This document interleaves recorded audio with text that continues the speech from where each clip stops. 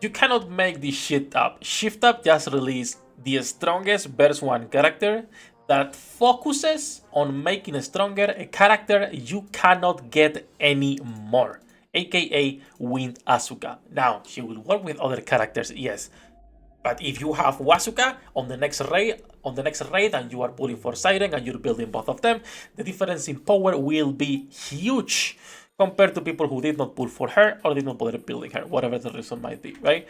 Let's talk a little bit about this. I'm gonna be honest, it's a 50-50. On one hand, it's nice to get stronger characters on Anniversary, right? This is not a useless character. On the other hand, this is setting up a new standard for B1 characters and for cooldown reduction units as well. It started with Rapid Red Hood, and now it looks like we are going further into this almost 8-second cooldown reduction just when the Fell Burst end, making the other CDR characters automatically just way worse. Litter, Volume, Rogue, Declare Wife, etc. The only reason Declare Wife and Rogue are still above the Grandma is because Declare Wife is still used for the Pierce team, while Rogue is still on that Cindy and Max HP teams. But the moment they release another cooldown character, another CDR unit, those two also might be seeing some changes on the meta. But the meme is finally over. Actually, it is time for Grandma to retire. Not fully retire, but you know what I mean. So let's talk about the skit. As usual, thank you to all my patrons who help me make this content possible, both here, in Coffee, everywhere else. You can join them with the links in the description down below. Let's talk about Little Mermaid's kit.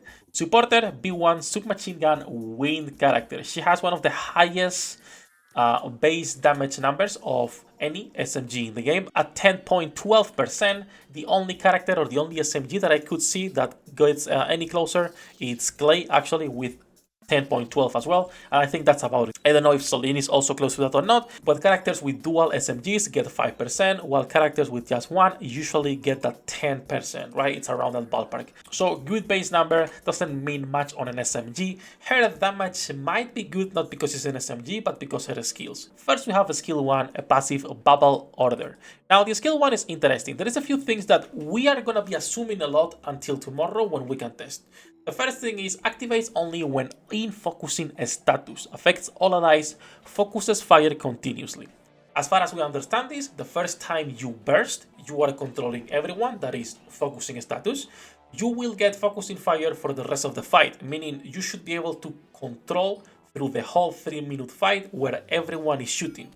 If that's how it works, that's huge. Like, that's actually huge.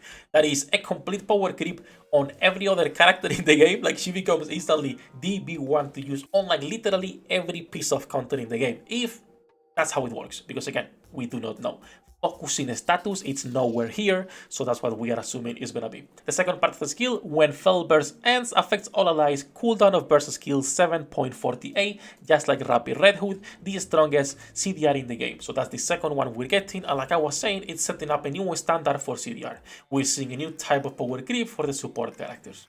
Activates when entering Fell Burst, affect all allies giving attack damage of 4%, which you might be thinking 4% is not a lot, but then again, attack damage buffs are way stronger than attack. It's still not an amazing buff at the 4%, but it's really good. This is for 10 seconds, the whole duration, and the other one that is interesting, and what we were talking about earlier, Wasuka. Activates each time a total ammo consumed by allies reaches 400, affecting all allies, fills the burst gauge by 37%. It looks like Shift Up is releasing characters that can help you burst faster, rotate faster, and have more consistent rotations. This is a problem for all their characters, like a huge problem for all their supports, unless they decide to release either a cube that can help us or something that will make the other CDR characters be able to catch up to these new rotations. But it's pretty good because you are going to be pairing her with machine guns, and machine guns, as you all know, shoot at 60 bullets per second. Assuming you are using 2-3 machine guns plus herself, right? It's going to be like every 2 point something seconds, 3 point something seconds, whatever it is. Now, I don't know if this also counts her own ammo. If it does, she will be shooting around 20 bullets per second, around, right?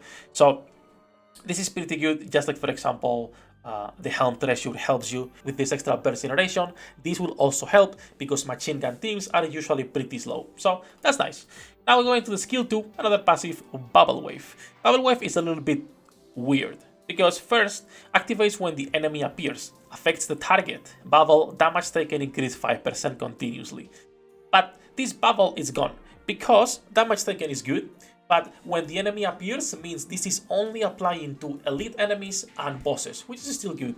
But after landing 50 normal attacks, affects the target if they are in the bubble status, meaning explosive bubble, damage taken, another 5%, stands for 3 seconds, but removes the first bubble. So if you had a first bubble, an explosive bubble, and there's a third bubble, a bubble barrage. We'll talk about all of them. So the first bubble is the normal one, damage taken 5%.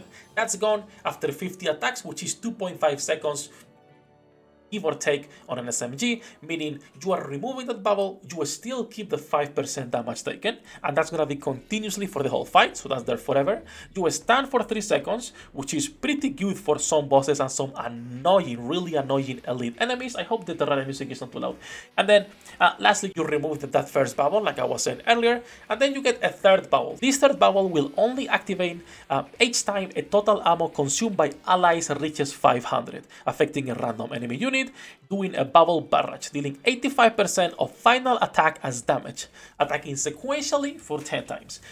This second skill, also if you see during full burst, she's gonna attack sequentially 4 times, dealing 63% of final attack. Means 2 things. First is final attack, meaning people will pull for dupes and actually build her as a DPS with DPS lines, because it does make sense to go elemental and attack with her with max ammo as well. But also means that her damage could actually be decent. We don't know how much damage she's gonna be doing, but in contrast to something like Litter, right? Litter is a character that doesn't do any damage on her own. She's a pure support buffer, does a fantastic job at that, but her damage sucks, just like volume, just like most of the big ones, unless we're talking about Rapid Red Hood. So now we're getting another character that can actually be dealing decent-ish damage on element. This might actually be pretty good for the next solo raid, but it also means people will be enticed to be pulling for more dupes on a support character, which I don't like. And then lastly, we can talk about Siren's Song. Of course, a 20-second burst skill, and this is gonna be giving you attack damage of 10%, which it's gonna be paired with the other 4%, which in my opinion makes no sense. Like this attack damage right here on skill 1, right? Just remove that and put it down here on the burst and put like a 15% instead. It's just plain retarded, and only there so you level that skill up to benefit more from the cooldown, from the attack, and for the burst gas generation, right? It's like whatever. So we're getting a total of 15% give or take attack damage. She reloads 33% of the magazine, meaning there is some characters you do not want to be pairing with her. Mostly characters out of meta or almost out of meta. We're talking about like last bullet mechanics, right? And then for herself, attack increased by 17% of caster's attack, meaning if you care about wind element rates, you will be pulling for dupes on her just to increase her own personal damage based on burst and skill 2. So, a lot of things, a lot of dapping on her kit, honestly. I don't like a lot of stuff, like I was saying earlier. This is a character that is gonna be making Wind Asuka even stronger, even more relevant. This is one of the strongest DPSs in the game. Probably top 3, bro. Top 3, and this is a character you cannot get. You're a new player and you are seeing everyone talking about this new combination, which is going to be Siren, Mates or Crown, depending what you're doing, right? And then you're putting Wasuka with Rei or someone else.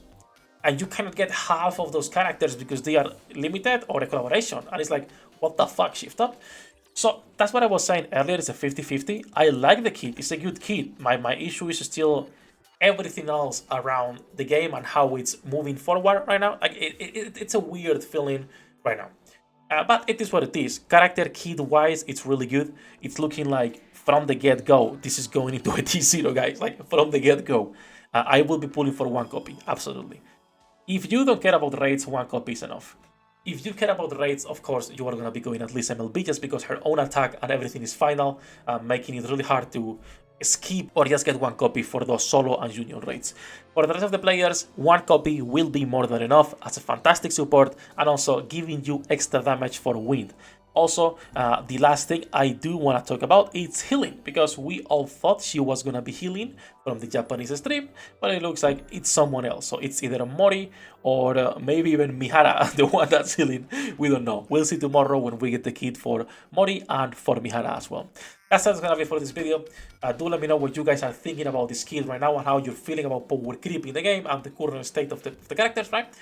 But we're gonna be live later talking about all of this. Feel free to drop by, links in the description down below. Love you all bastards, have a great day, and see you in the next one.